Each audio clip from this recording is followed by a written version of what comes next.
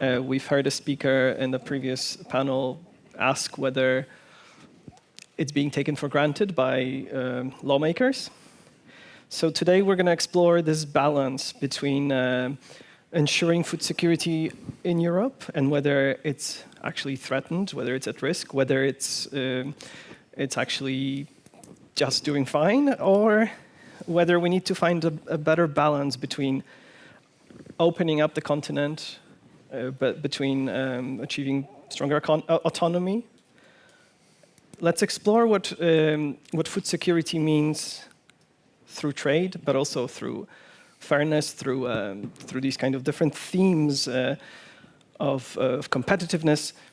To unpack all of that, I'm joined by Emily Rees, who's the president of CropLife International, John Clark, who's the former director for international relations at DG Agri, and who was basically the EU's top trade negotiator on agri-food. And to his left, we have David Laborde, who's the director for agri-food economics and policy at the Food and Agriculture Organization. So let's dive right in. David, when you look at Europe today from the FAO, when you look at the challenges that we're facing, climate risks, logistics shocks, rising input costs, do you think Europe is as food secure as it believes it is? Yes. So good afternoon, everyone. I think that Europe is a food secure continent. I mean, we are talking about less than 6 to 8% of the population that feel food insecure. Of course, it's too much. And actually, it's a bit more than previous the COVID-19 crisis. But in Africa, it's 70% of the population that is in severe or moderate food insecurity. So I think it's important to keep the scale right. Now, something that has happened in the last few years, and starting, I think, with the COVID-19 situation, is the fact that, yes, people start to be concerned about their food supply, but even more about food affordability. And so we see more and more households having to make choices about the quality of the food they consume, about the frequency of some product, and also how they deal with the day-to-day cost of energy and things like this. So actually, food affordability has been a more important topic. This year, FAO has a flagship publication called The State of Food Security and Nutrition. The topic is food price inflation, because it's a global concern. But what we have seen, even in Europe, actually, voters considering that food prices is one of the top 3 concerns when they go to the election. So the continent is food secure, thanks to technology, thanks to the European farmers, but also thanks to trade in input, trade in food product. And also it's a rich continent compared to others. John, do you agree? Do you think, I think I've heard you before say that we're treating food security with a bit of complacency. Of course, we're not talking about famines. We're not talking about the risk of there not being food. But like David said, price is a big concern. Yeah, well, thanks for the invitation, first of all. Well, you know, when politicians campaign in elections, you know, what are they asked? They ask, do you know the price of a litre of milk? Yeah? And if they do, they are a man of the people or a woman of the people. If they don't, they are seen as an elite. So I think food affordability is a very big issue in Europe at the moment. As David said, 10% of the population can only afford 1 meal a day. In this bubble, we don't see this. Food supply is not at risk.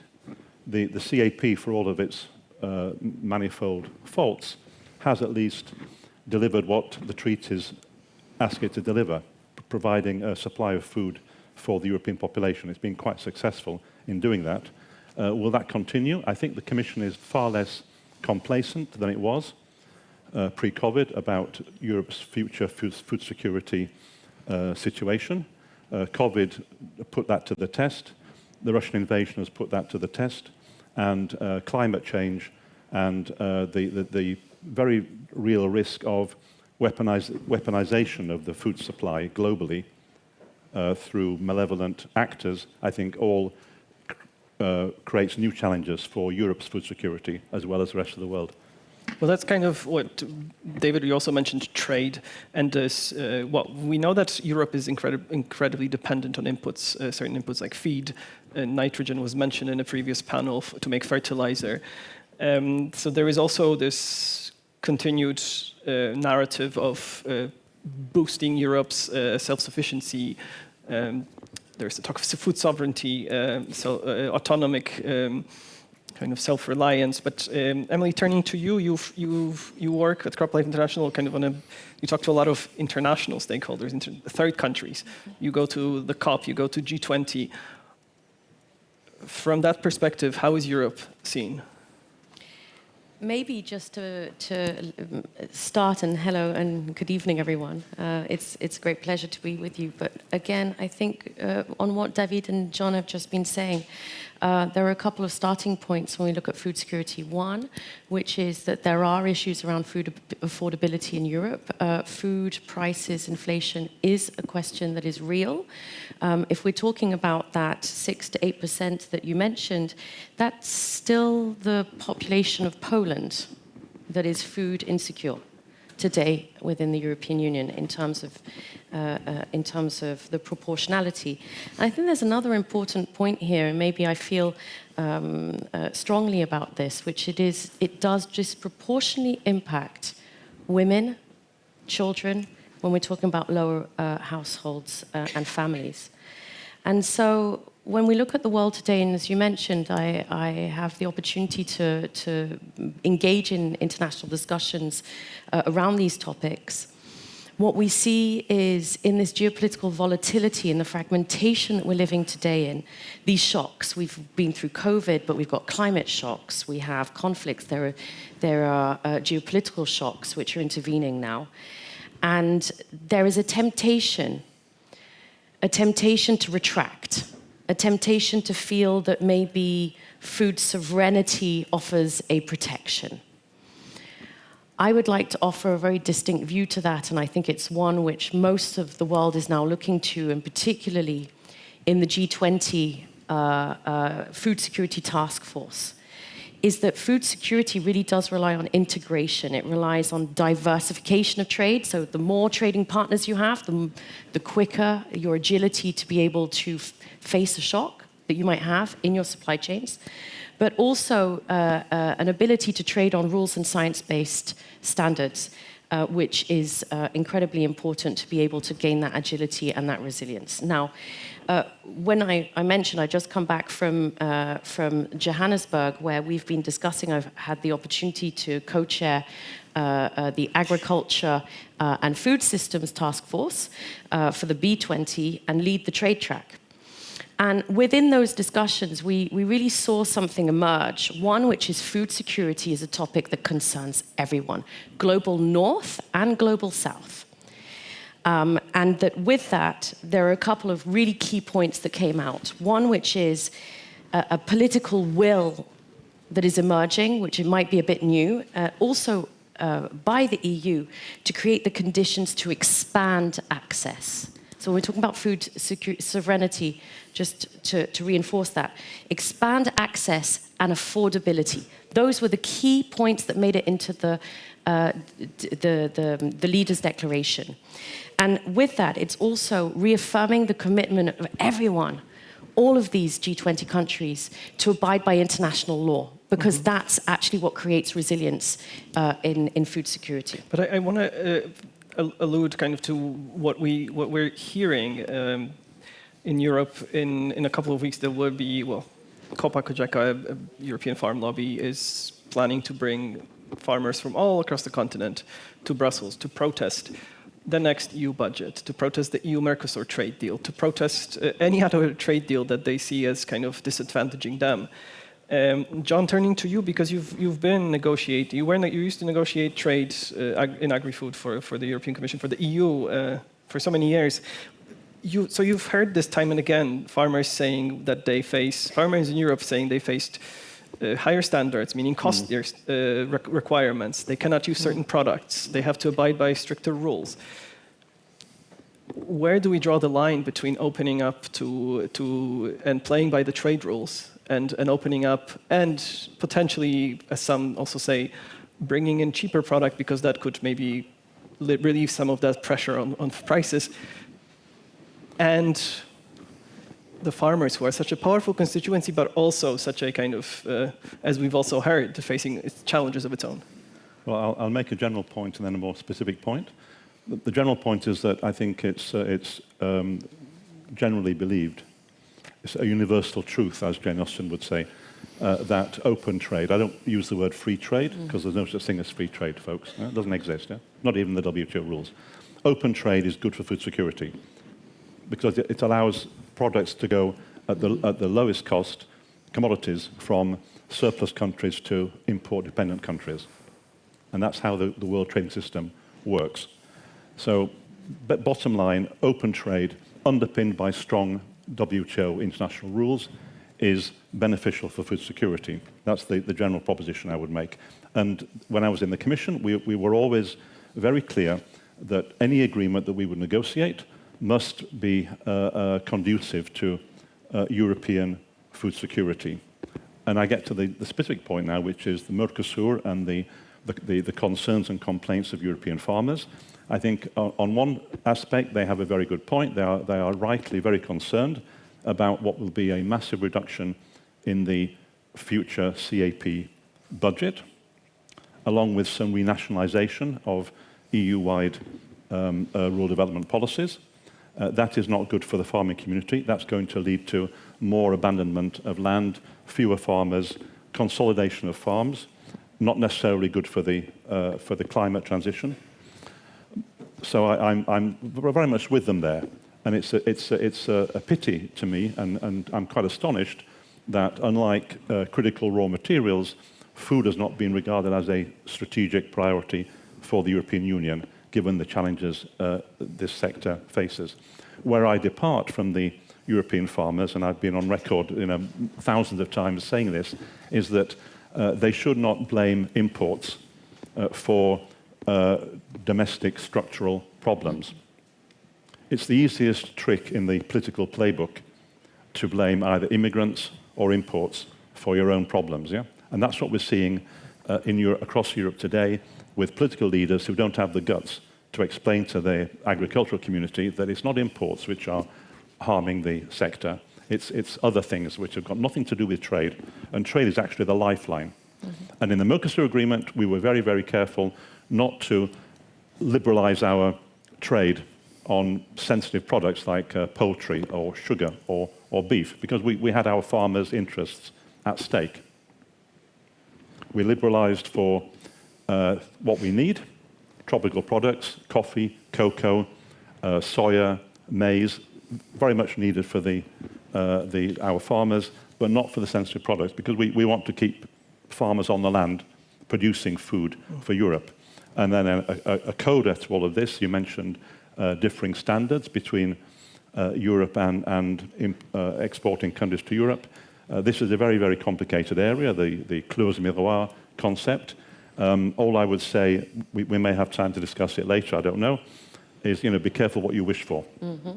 Faites attention à ce que vous souhaitez.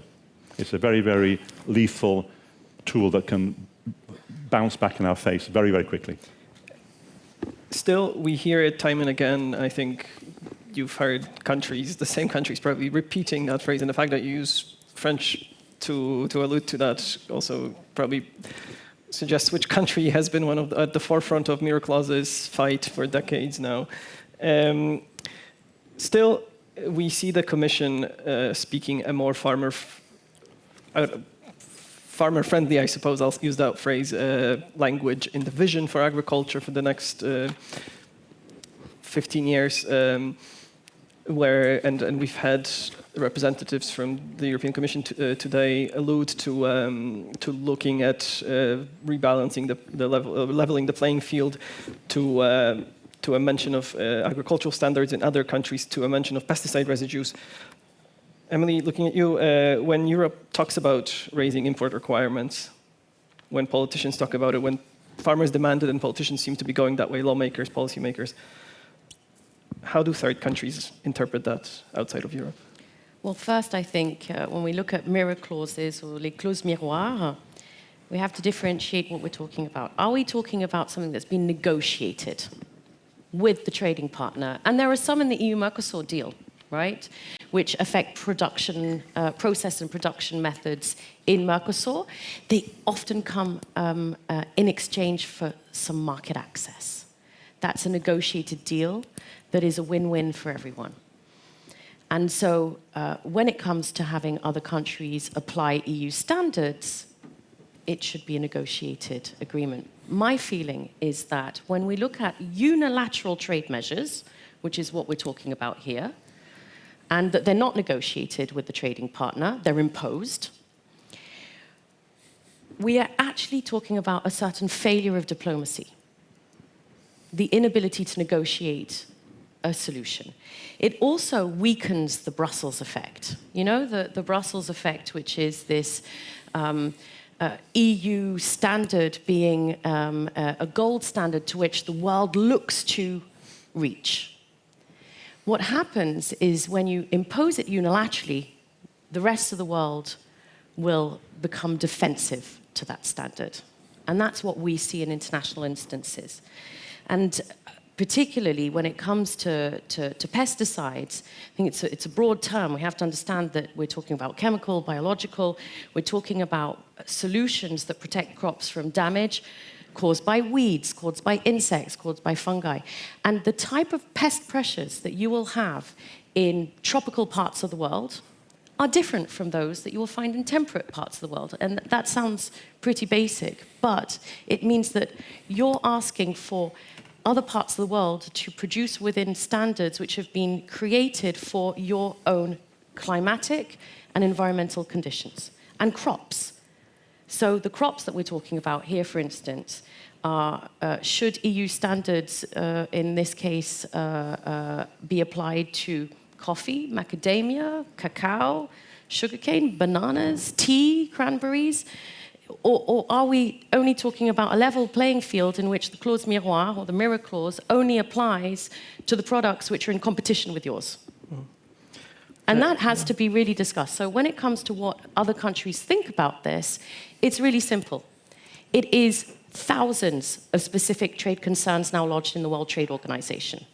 This last month, in the Sanitary and Phytosanitary Committee and in the Technical Barriers to Trade Committee, we had another round of specific trade concerns lodged against the EU on these matters. And one of the most incredible things that is happening is that this is blurring geopolitical lines. It's global south and global north. It's all continents.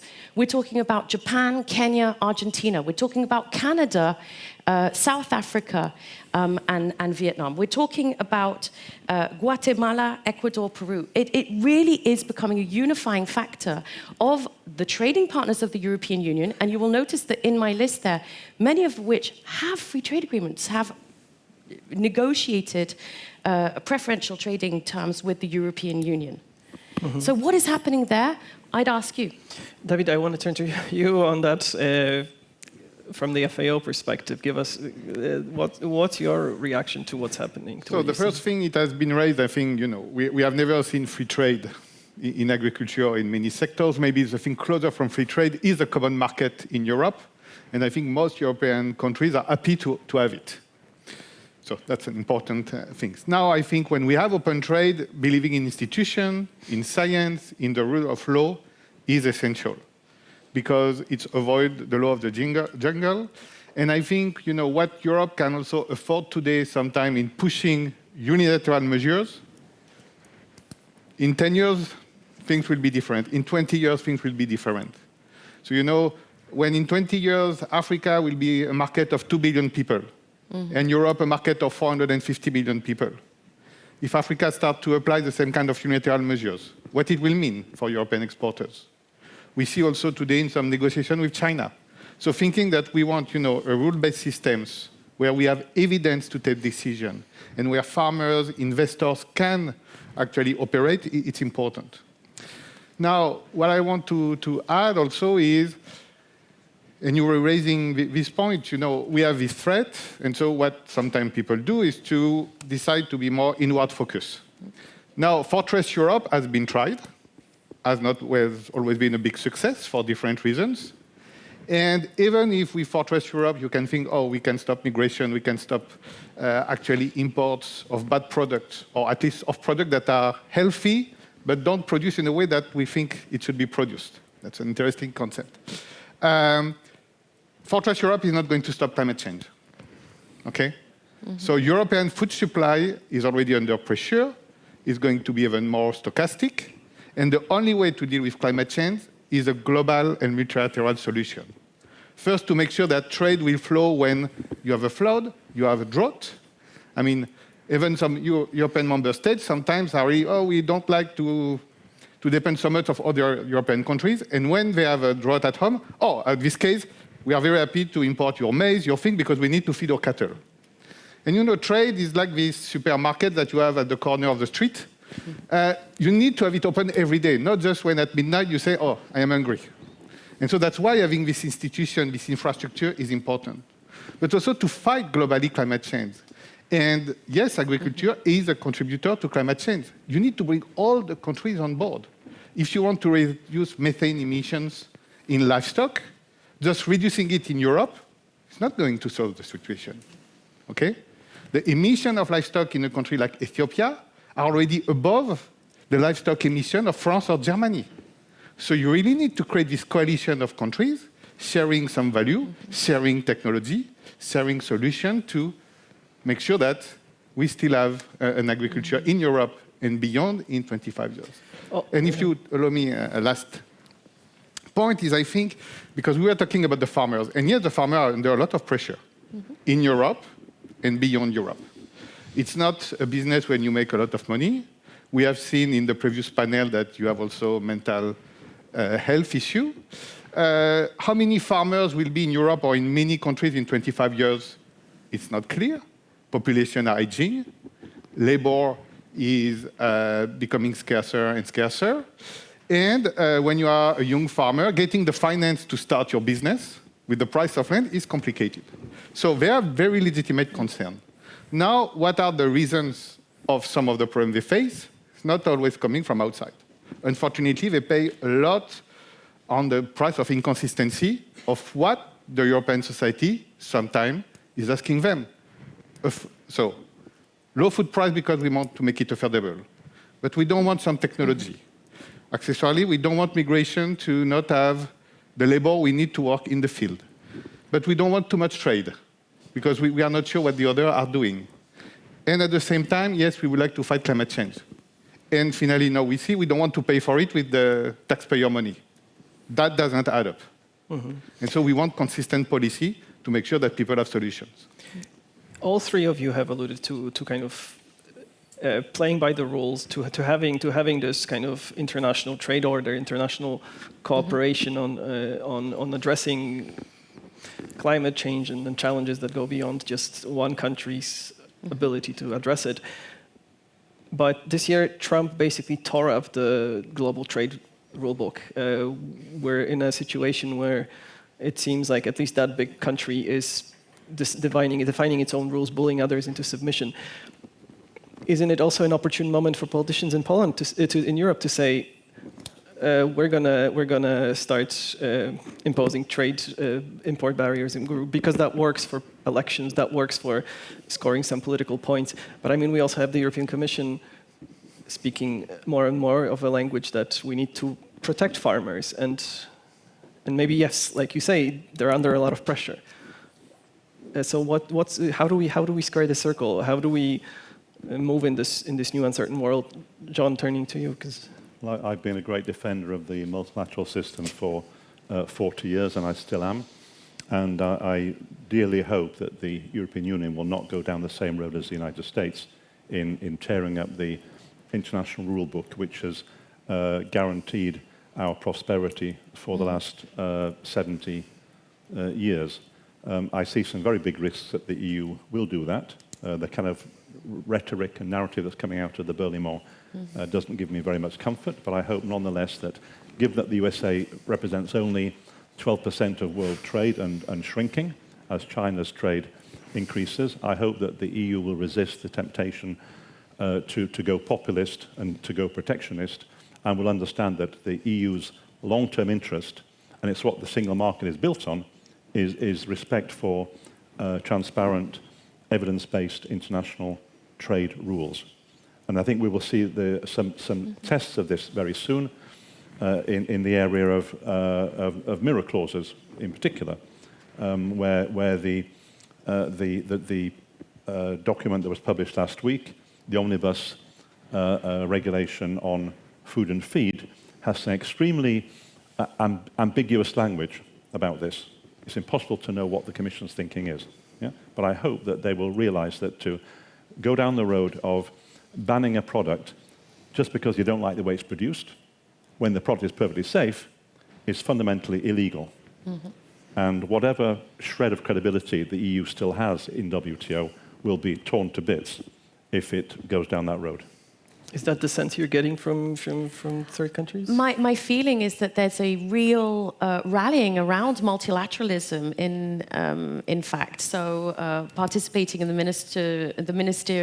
ministers meeting of the agriculture ministers meeting of the Americas, 34 ministers, they all agreed to one point. We need to work on common international standards for trading. We need to reinforce our commitment to rules-based international trade with the WTO at its heart. We had the same thing in the G20.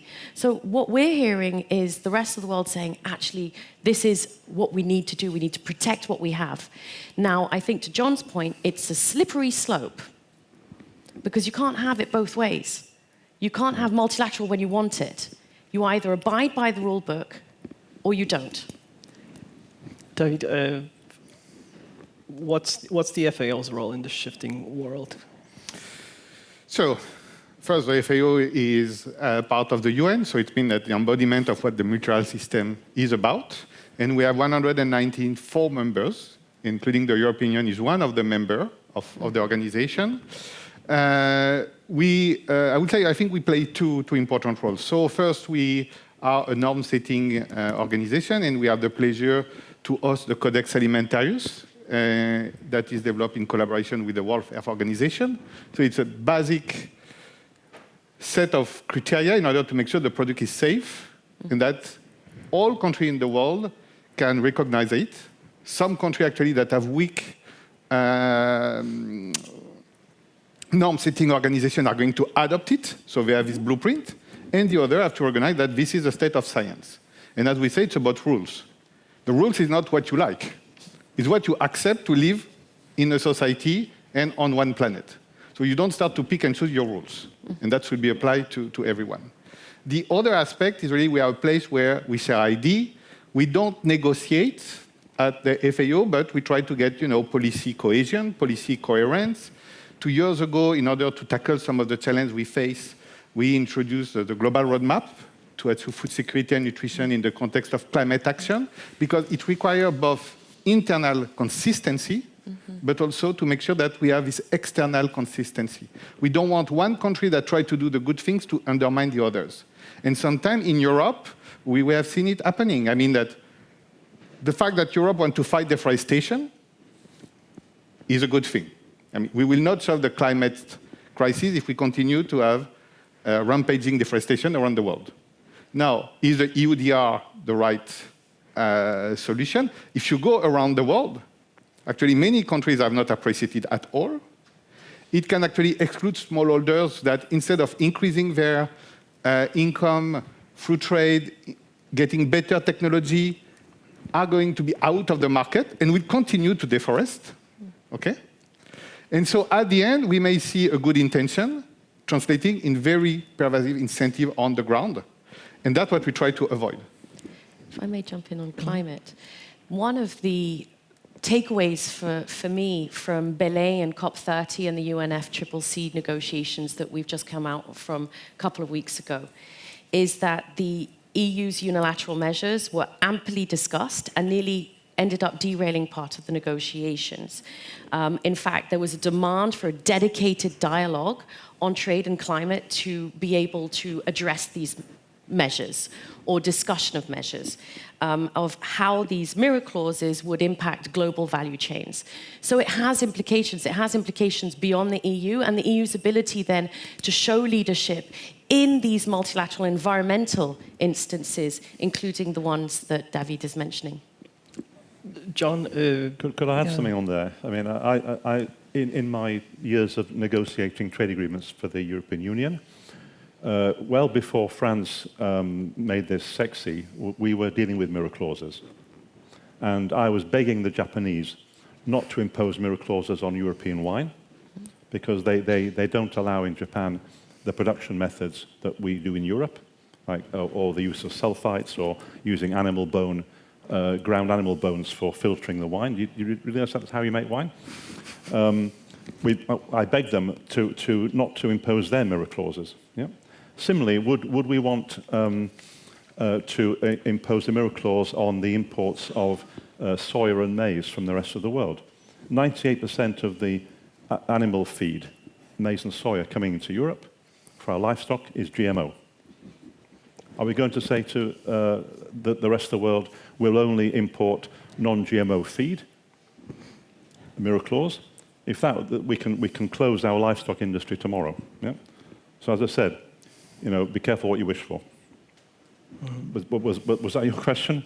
I'm not sure. I was just going to transition us towards the concluding remarks, but basically, we had this ambition of, you mentioned it, Emily, Brussels effect, EU effect, where the EU was setting higher and higher standards for itself, and therefore hoping that that would also push the rest of the world to go along. Are we still seeing that, or are we now seeing... John, you're shaking your head. No, I think the Brussels effect is diminishing rapidly, including because the European Union itself is, delaying, diluting, or dropping important elements of the green transition, which it hitherto wanted to impose on the rest of the world. So I think the Brussels effect, as Europe becomes economically weaker and no longer the sort of key global player that it was, is losing it's becoming very tarnished. On food security more generally, I think the EU is 85% self-sufficient, and I think that is quite a healthy situation to be in. It needs to import proteins. The solution there is not becoming self-sufficient in protein. That's very, very inefficient economically and in agroeconomic terms, and we don't want to be like North Korea, sort of, self-sufficient. The solution is diversification, which I think, again, Europe is doing quite well. We have 40 trade agreements with 80 countries. Europe's exports of food are more diversified than any other major agricultural region. Our source of supply are quite diversified. And Europe exports to 1 billion euros or more to 25 different markets. That's quite a healthy situation to be in. So I think in terms of this sort of balance between self-sufficiency and trade, I think Europe's not in a bad place. This is also a theme that came up in my previous panel, where we had Elizabeth Warner-Fenner from DG Agri address this issue from a question from the audience. Reflecting on what we heard then, with the Commission kind of trying to exploring these different options that John also mentioned, what's your response to? Well, ultimately, the competitiveness of the European exports of agri-food depend on having competitive inputs coming from the rest of the world, and including a number of commodities that are not produced in Europe. And that is essential to the EU's competitiveness in agro-food. But coming back to the Brussels effect, if you'll allow me, I think that let's recall that the Brussels effect has been incredibly powerful over decades in its aspirational effects. When the EU came up with data protection, it inspired other countries to look in the direction of how the EU thought around these issues, right? One thing that does not inspire people is when it's unilaterally imposed. So for me, I would like to see more multilateral engagement, more negotiation, more discussion with trading partners. Understanding the other side is essential, rather than imposing things unilaterally, because to John's point, there will be impacts to it. It sounds like we've hit a kind of we're looking at a slippery slope, free fall, diminishing all these negative connotations with the direction we're heading. So on this bright note, I wanted to ask if you have any final thoughts, three of you, that you'd like to. So I think the overall picture is not dark, okay? As we started at the beginning of the discussion, Europe is a food-secure continent. Still, there is people that are forgotten, sometimes the most vulnerable people. We have farmers also that struggle on the continent, but there are solutions. And at the end, it's societal choice. It's how fiscal resources are allocated. The agri-food system are the backbone of our society, you know? We can say, oh, is it 3%, 5%, 12% of GDP? There is no food, there is no GDP. So there are choices that have to be made, but these choices have to be evidence-based. And Europe cannot be this little island, or even a little organic island in the world that will collapse. We have, I'm still French, so I'm not talking about a UN civil servant. I'm going to talk about the European. We have responsibility, but we have technology, we have finance, we have institutions, as it has been said. If you go all around the world, when countries try to build regional bloc, what they are looking at? Europe. And it has worked, and we have a common market, and I say it will be better to not lose a common market with some of the fragmentation we may see. And so be careful, but there is a lot of assets, so I'm optimistic. John, Emily? Well, I veer between optimism and pessimism, like most people from the north of England. In the long term, I'm very, very worried about the impact of climate change on every aspect of European society and the economy, and not least agriculture. I mean, farmers are both the perpetrators and the victims of climate change in Europe, yeah? And I don't see sufficient efforts being made at the European level to arrest climate change. And I think in the long term, that spells an absolute disaster for food security and for our well-being. The other issue which worries me a lot is the risk of weaponization of food. We've seen this with the Russia-Ukraine. We see this in the Horn of Africa, in Sudan, in some other places. I think the industrialized world has not yet cottoned on to the potential to weaponize food. Russia a little bit, but with cyber attacks, with disruptions to logistical supplies, with introduction of invasive species and pests, there are so many ways in which food supply can be weaponized, and I'm very worried that we're going to see more of that in the next decades unless some new efforts are taken to reduce the frictions and tensions that we're facing. Emily?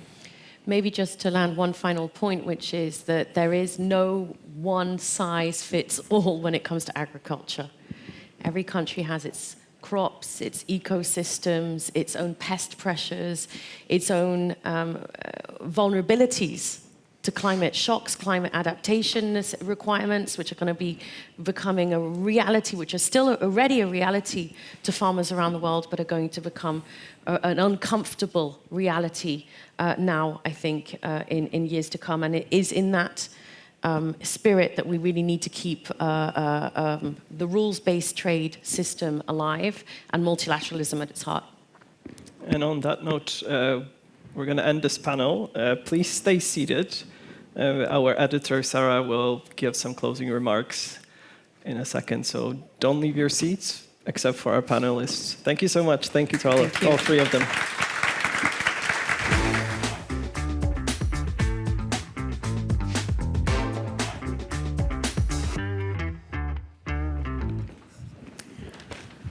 All right, we made it. So we ended on a bit of a sobering note there, especially Mr. Clark's comments, but we will have some drinks to make up for that in just a few minutes.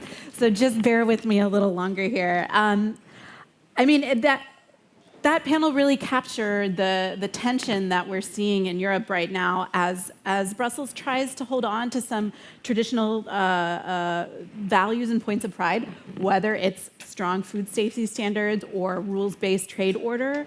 When we get into discussions about mirror clauses and keeping pesticides out of the production process and imports, that really tests both of those. It's a bit of a zero-sum game to some extent on those. Likewise, the food standards issue and safety and consumer confidence comes into question when we talk about getting novel foods to consumers. Also seeing Europe face the test between defending a cherished way of life and traditional farming versus modernizing the practice of how we get our food. The other thing that I found really interesting is how usually when we talk about innovation, we're like, oh, how can Europe be more like the United States? But the MAHA movement, with its demand for more standards about what goes in people's bodies, that might actually lead Washington, we'll see, to look to Europe. The other trend that I will be looking at as a political reporter and editor is how the farmers' movement and its impact will continue or not to affect European politics. So we all know how much, and we've been discussing how much all those tractors pulling into European capitals, including this one, affected the way politicians talk about farmers, the way they make policy around farmers. But as rising food costs start to drive voters around the bloc, will that start to change the rhetoric? Will it start to change the policy? As we heard, farmers don't actually make all the money that's coming from people's food spend, but will those proportions and will that rhetoric seem like it needs to change? So those are some trends I will be watching. A big thanks to all of you who participated from day one and day two.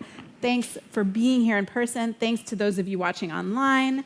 I'd like to thank our partners for making the summit possible, leading partner Naturgy, presenting partners Bentley Systems, CFM, Mars, Cefic, and networking partner IRU. Thanks as well to all the reporters and editors who've been involved and for the huge Politico team who made this two-day summit possible behind the scenes. And with that, I will see you out in the networking area. Have a good evening.